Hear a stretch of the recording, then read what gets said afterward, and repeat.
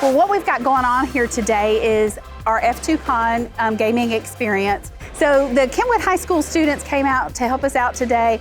They've done everything from setting up our PCs and our gaming consoles to learning how to do wiring. We even had a group that learned why we have to bring additional power into this building to power all this equipment. They've learned about our network and how we deliver our gigabit internet services.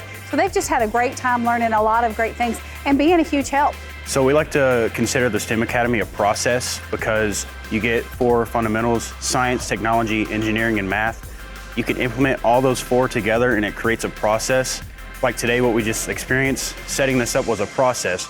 Not only do you get technology, but you also seen engineers here that also helped you show you how Wi-Fi and IP also goes into everything with it. I really enjoy the hands-on, putting stuff together, assembling, and it's all about teamwork too, because we was all discussing we had to make a system if we want to get it done faster.